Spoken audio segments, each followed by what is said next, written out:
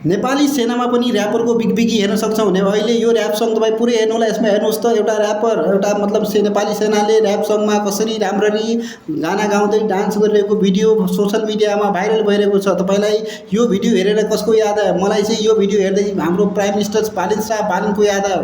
किनभने बालिन शाह पनि एउटा सफल ऱ्यापर, साथसाथै तपाईँको सफल मेयर काठमाडौँका र साथसाथै अहिले देशका एउटा प्राइम मिनिस्टर जस्तो पोस्टमा हुनुहुन्छ र उहाँ आफ्नो कामलाई पनि साथसाथै लग्दै हुनुहुन्छ र ऱ्याप सङलाई पनि। मतलब नेपालमा भएका मानिसहरू चाहिँ मल्टी ट्यालेन्टेड मान्छे छन् भन्ने दर्शाइरहेको छ।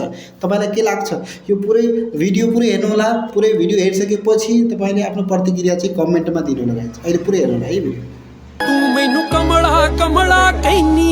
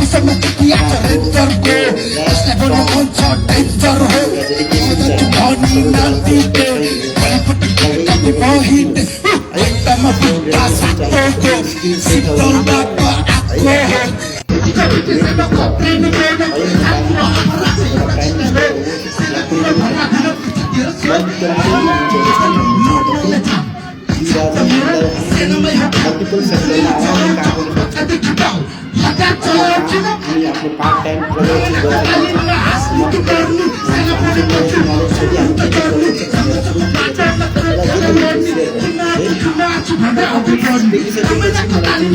सेनाप्रति एउटा गर्व महसुस भएको छ। नेपाली सेना एउटा आफ्नो देशको रक्षा पनि गर्छन् र साथसाथै आफ्नो एक्स्ट्रा करिकुलम एक्टिभिटीमा पनि त्यतिकै भाग लिन्छन्। नेपाली सेना कैयौँ ठाउँमा गएर मेडलहरू जितेर आउँछन्, नेपालको नाम रोशन गरेर आउँछन्।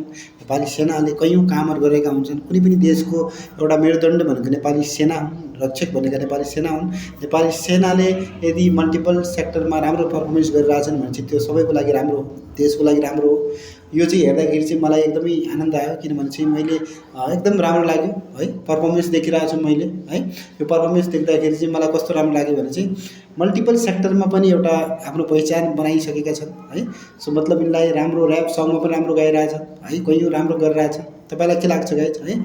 नेपाली सेनाको लागि चाहिँ एउटा सेयर एउटा कमेन्ट गर्नु होला, जति हुन्छ सेयर गरिदिनु होला है। सो मलाई चाहिँ एकदमै बब्बाल लाग्यो, किन यो डान्स पनि भाइरल भइरहेको छ। यो भाइरल हुनु पनि स्वाभाविक हो गाइज, किनभने नेपाली सेना आफ्नो काम साथसाथै तपाईँको एउटा एक्स्ट्रा करिकुलम एक्टिभिटीमा पनि राम्रो पर्फर्मेन्स गरेको हामी देखिरहेछौँ। सेयर गर्नु होला, जति हुन्छ सेयर गर्नु होला। ओके।